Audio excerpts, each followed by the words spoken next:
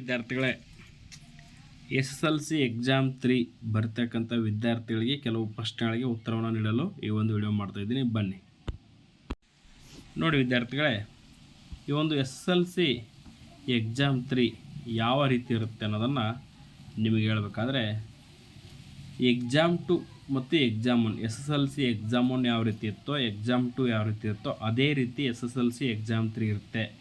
ಇಲ್ಲಿ ಯಾವುದೇ ರೀತಿಯಾಗಿರ್ತಕ್ಕಂಥ ನೀವು ಕಾಪಿ ಮಾಡಬೇಕು, ನಾವು ನೋಡಿ ಬರಬೇಕು, ಅದು ಸಾಧ್ಯನೇ ಇಲ್ಲ. ಯಾಕಂದರೆ ಇಲ್ಲಿ ಕೂಡ ವೆಬ್ ಕ್ಯಾಮ್ರಾ ಆ್ಯಕ್ಟಿವ್ ಇರ್ತಕ್ಕಂಥದ್ದು. SSLC ಎಕ್ಸಾಮ್ 1 ಎಕ್ಸಾಮ್ 2 ಯಾವ ರೀತಿ ವೆಬ್ ಕ್ಯಾಮ್ರಾ ಇತ್ತೋ ಅದೇ ರೀತಿಯಾಗಿರ್ತಕ್ಕಂಥ ಈ ಒಂದು ವೆಬ್ ಕ್ಯಾಮ್ರಾ ಈ ಎಕ್ಸಾಮಲ್ಲಿ ಕೂಡ ಇರ್ತಕ್ಕಂಥದ್ದು. ಹಾಗಾಗಿ ನೀವು ಯಾವುದೇ ರೀತಿಯಾಗಿರ್ತಕ್ಕಂಥ ಪರೀಕ್ಷಾ ಅಕ್ರಮಗಳು ಮಾಡೋಕ್ಕೆ ಅವಕಾಶ ಇಲ್ಲ ಮತ್ತು ನೀವು ಯಾವುದೇ ರೀತಿ ಎಲೆಕ್ಟ್ರಾನಿಕ್ ಉಪಕರಣಗಳನ್ನು ತೆಗೆದುಕೊಂಡು ಹೋಗಲು ಅವಕಾಶ ಇರೋದಿಲ್ಲ. ಹಾಗಾಗಿ ಚೆನ್ನಾಗಿ ಓದ್ಕೊಳ್ಳಿ. ನೆಕ್ಸ್ಟ್ ನೋಡಿ ವಿದ್ಯಾರ್ಥಿಗಳೇ, ಗ್ರೇಸ್ ಮಾರ್ಕ್ಸ್ ಇದೆ. ಎಸ್ ವಿದ್ಯಾರ್ಥಿಗಳೇ, ನಿಮಗೆ SSLC ಎಕ್ಸಾಮ್ 3ಯಲ್ಲಿ 20% ಗ್ರೇಸ್ ಮಾರ್ಕ್ಸ್ ಇರುತ್ತೆ. ಹಾಗಾಗಿ ನೀವು ಸಾಧ್ಯವಾದಷ್ಟು ಮಿನಿಮಮ್ ಒಂದು 28 ಮಾರ್ಕ್ಸ್ ಕೊಟ್ಟರೆ ಪಾಸ್ ಆಗ್ತೀರಾ.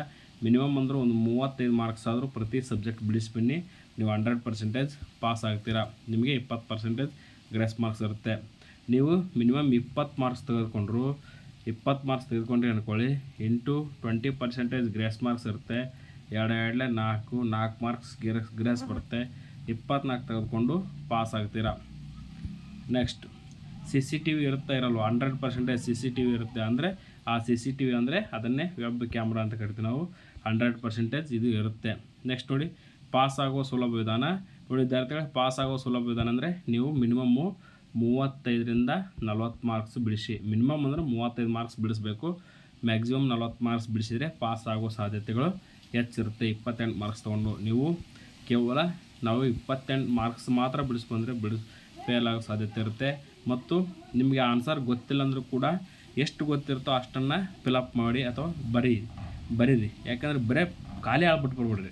ಈ ಉದಾಹರಣೆಗೆ 4 ಮಾರ್ಕ್ಸಿನ ಕ್ವಶನ್ ಇದ್ದರೆ ಮಿನಿಮಮ್ ಒಂದು 4 ಲೈನ್ ಆದರೂ ಆನ್ಸರ್ ಗೊತ್ತಿದ್ದರೆ ಬರೀರಿ. 1 ಮಾರ್ಕ್ಸ್ ಸಿಕ್ಕರೂ ಕೂಡ ನಿಮಗೆ ಭಾಳ ಹೆಲ್ಪ್ ಆಗುತ್ತೆ. ಅದನ್ನು ಬಿಟ್ಟು ನಂಗೆ ಸ್ವಲ್ಪ ಗೊತ್ತಿದೆ ಅಂತಂದೇಳಿ ಬಿಟ್ಟು ಬರ್ಬೇಡ್ರಿ.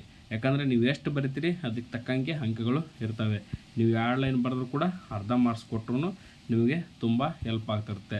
ಅದಕ್ಕಾಗಿ ಇನ್ನು ಸೈನ್ಸ್ ಸಂಬಂಧಪಟ್ಟಂತೆ ವಿದ್ಯಾರ್ಥಿಗಳು ಆದಷ್ಟು ಡ್ರಾಯಿಂಗ್ ಚಿತ್ರಗಳನ್ನು ಬಿಡಿಸೋಕ್ಕೆ ಪ್ರಯತ್ನ ಮಾಡಿ. ಮ್ಯಾಥಮೆಟಿಕ್ಸ್ನಲ್ಲಿ ನಿಮಗೆ ಪ್ರಮೇಯಗಳಿರ್ತವೆ ಮತ್ತು ಗ್ರಾಫ್ ಇರುತ್ತೆ. ಇದನ್ನೆಲ್ಲ ನೋಡಿಕೊಂಡು ಚೆನ್ನಾಗಿ ಬರ್ರಿ.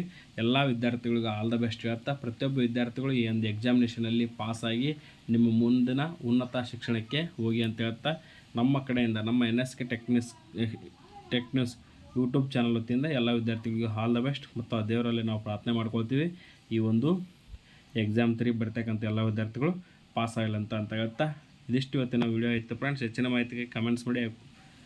Thank you for watching this video.